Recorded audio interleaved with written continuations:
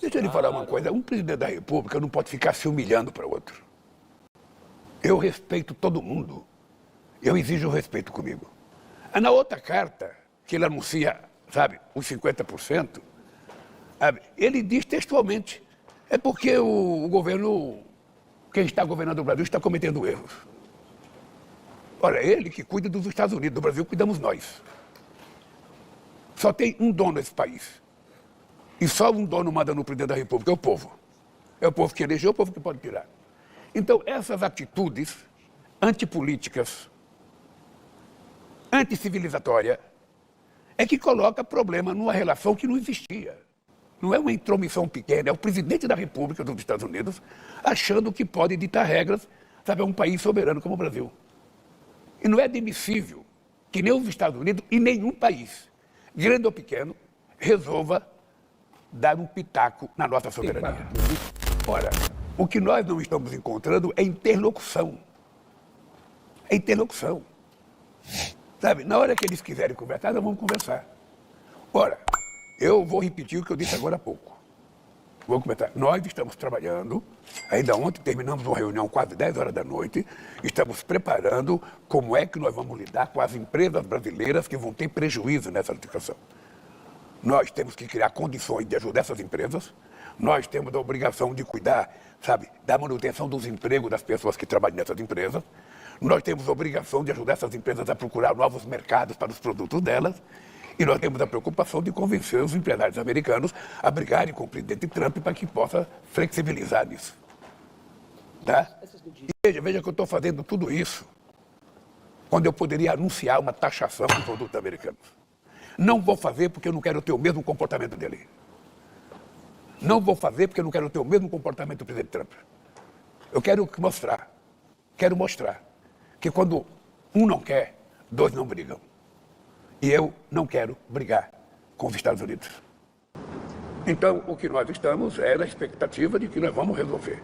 Se não resolver negociação, nós temos outros mecanismos para a gente poder fazer a contraparte. Nós temos a OMC, em que a gente pode entrar com recurso na OMC. É demorado, mas é um instrumento que nós temos que valorizar.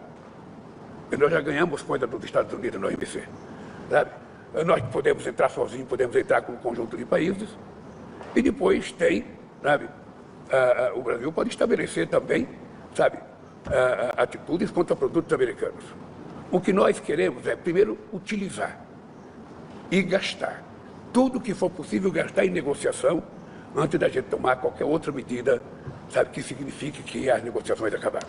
Agora, o presidente Trump disse que o senhor pode ligar para ele quando quiser. Então, por que não ligou? Não liguei porque ele não quer telefonema. Veja, eu não vou entrar numa análise do por que o Trump falou aquilo. Ele tinha falado no dia anterior, numa entrevista à imprensa brasileira, perguntaram, você vai conversar com o Lula? Agora não. Ou seja, nós estamos com os melhores negociadores tentando negar com os negociadores deles. Então, veja, eu não tenho por que ligar para o presidente Trump, porque nas cartas que ele mandou e nas decisões, ele não fala em nenhum momento em negociação. O que ele faz é novas ameaças. Se nós taxarmos os produtos dele, que ele vai aumentar a taxação. É isso que ele fala. Teria risco de um telefonema, dadas as circunstâncias, a prisão domiciliar... Deixa eu lhe falar uma coisa. Um presidente da República não pode ficar se humilhando para outro. Eu respeito todo mundo. Eu exijo respeito comigo. Eu adoro respeitar as pessoas e adoro ser respeitado.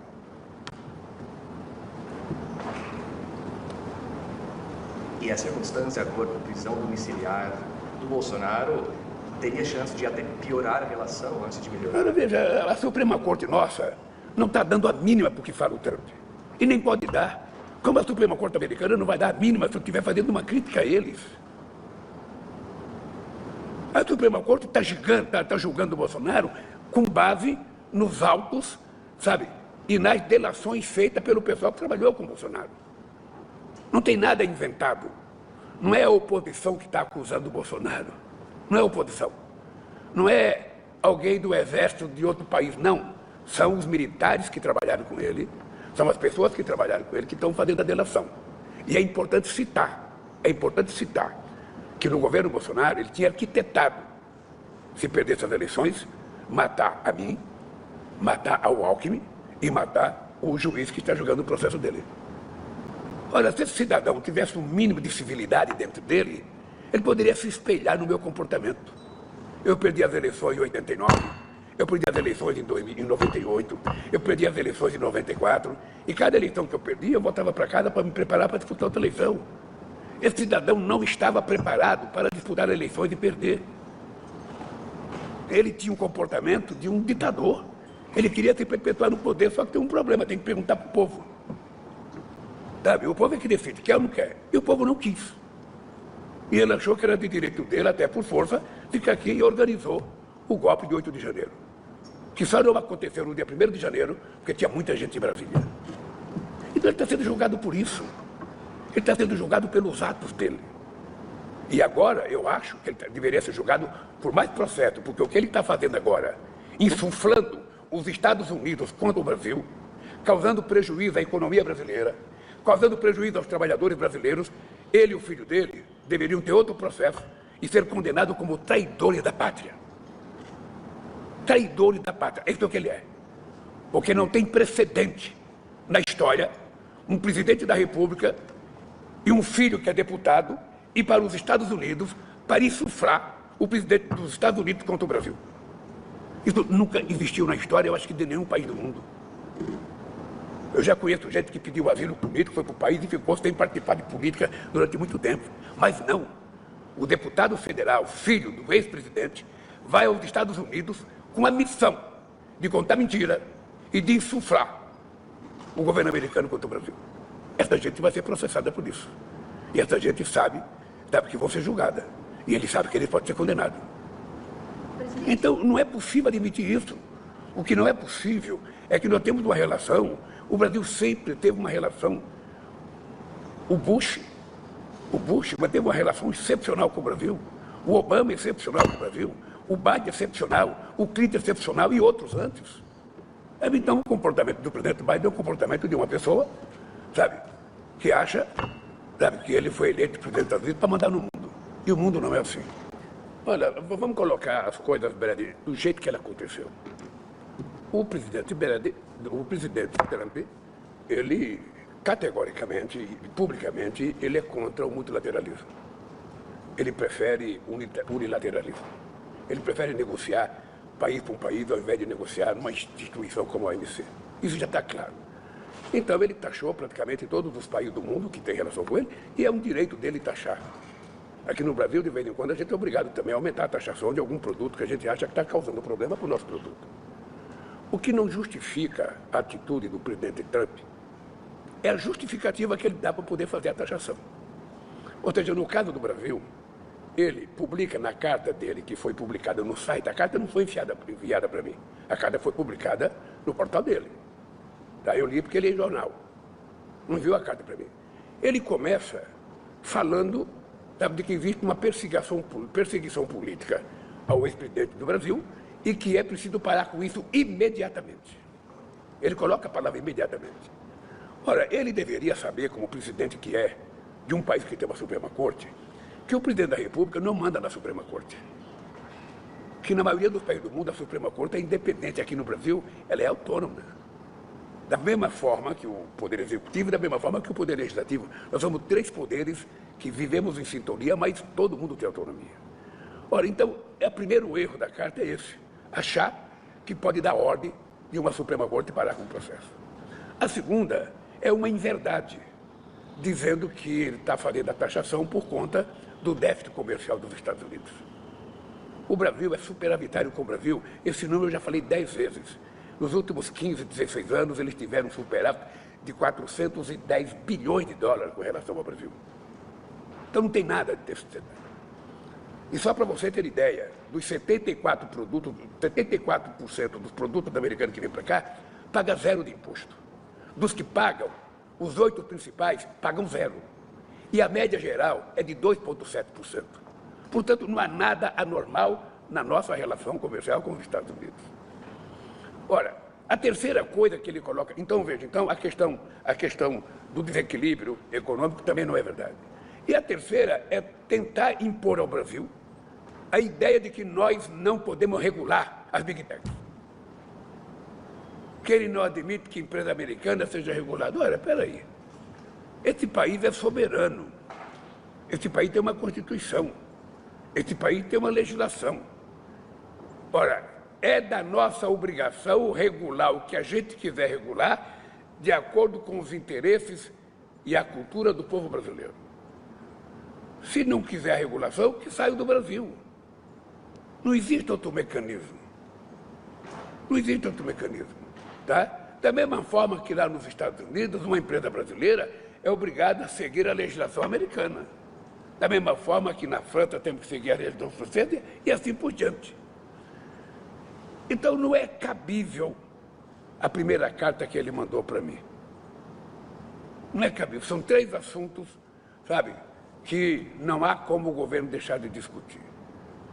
Na outra carta, que ele anuncia, sabe, os 50%, sabe, ele diz textualmente, é porque o governo, quem está governando o Brasil, está cometendo erros.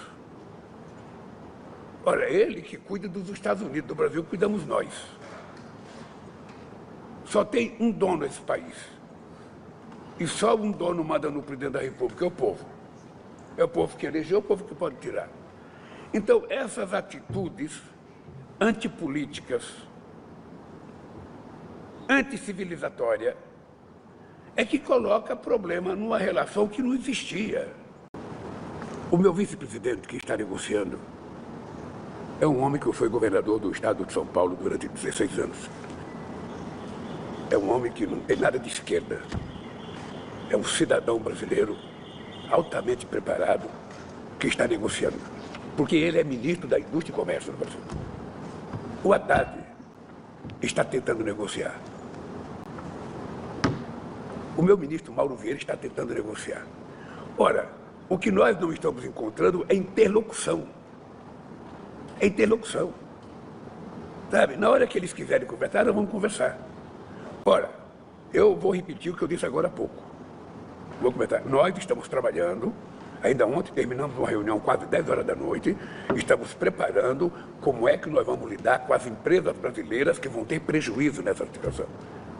Nós temos que criar condições de ajudar essas empresas, nós temos a obrigação de cuidar, sabe, da manutenção dos empregos das pessoas que trabalham nessas empresas, nós temos a obrigação de ajudar essas empresas a procurar novos mercados para os produtos delas, e nós temos a preocupação de convencer os empresários americanos a brigarem com o presidente Trump para que possa flexibilizar nisso. Tá? E veja que eu estou fazendo tudo isso quando eu poderia anunciar uma taxação dos produtos americanos. Não vou fazer porque eu não quero ter o mesmo comportamento dele. Não vou fazer porque eu não quero ter o mesmo comportamento do presidente Trump. Eu quero mostrar que quando um não quer, 2 não brigam. E eu não quero brigar com os Estados Unidos. Primeiro, porque a relação é muito civilizada. Segundo, porque eu tenho muita relação com o povo americano. Terceiro, que eu tenho muita relação com o movimento sindical americano. Uma relação histórica. Muito antes do Trump fazer política.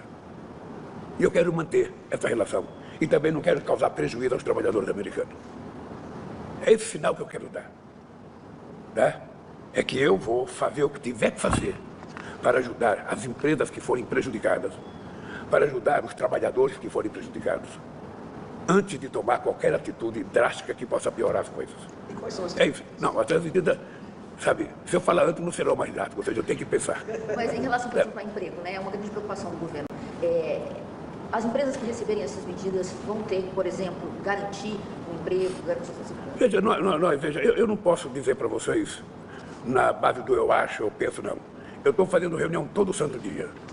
E eu quero, quando anunciar as medidas, serem medidas que não tenham volta, ser uma coisa, sabe, forte, que as pessoas tenham certeza. A única coisa que eu posso dizer para os empresários brasileiros é que nós estamos juntos, fazendo o que tiver alcance na possibilidade do governo para garantir a continuidade da comercialização dessas empresas com os Estados Unidos, garantir a continuidade de que eles não terão os prejuízos, sabe, que pode ter, e garantir que os trabalhadores não ficarão, sabe, abandonados.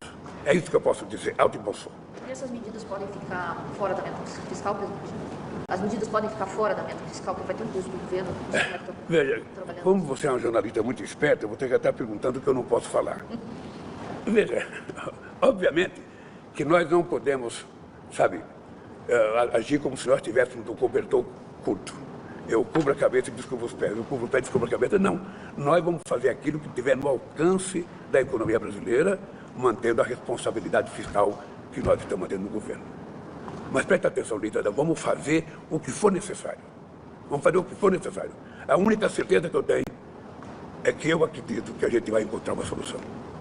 Eu espero que essa matéria seja publicada nos Estados Unidos e que o Trump leia, para ele saber que eu acredito que é possível a gente fazer um acordo com os Estados Unidos. Agora, a tarifa acabou de entrar em efeito. Para quando que o empresário brasileiro... Veja que tem tempo para brigar, tem tempo para contestar. Sabe, nós temos que ter muita cautela. A gente sabe que muitas vezes as pessoas morrem afogadas porque as pessoas se esquecem que o corpo humano é mais leve do que a água, se ele souber parar de respirar. E muitas vezes as pessoas começam a dar abraçada de forma precipitada e se cansam logo. Sabe? Vamos agir como se nós tivéssemos caído numa piscina. E nada de dar abraçada. Vamos aprender a boiar com muita tranquilidade para a gente sobreviver e, quem sabe, sair vivo, sabe, dessa piscina. Essa é a minha ideia e é isso que eu quero construir. Eu nasci na minha vida negociando. Eu comecei minha vida política negociando. Eu criei um partido político porque eu vim a Brasília pensar que eu ia aprovar uma lei em defesa dos trabalhadores quando eu descobri, sabe, que a negociação não ia dar certo porque não tinha trabalhadores no Congresso Nacional. Então, eu tenho muita paciência. Eu não sou chinês, mas eu tenho muita paciência. Eu aprendi na vida que a gente não pode tomar nenhuma atitude, nenhuma decisão importante com 39 graus de febre. A gente tem que deixar a febre passar. Quando tiver 36, a gente vai conversar. Você comentou sobre a paciência chinesa. E pode ter certeza de uma coisa, pode ter certeza. O dia que a minha intuição me disser que o Trump está disposto a conversar, eu não terei dúvida de ligar para ele. Mas hoje a minha intuição diz, ele não quer conversa. E eu não vou me humilhar.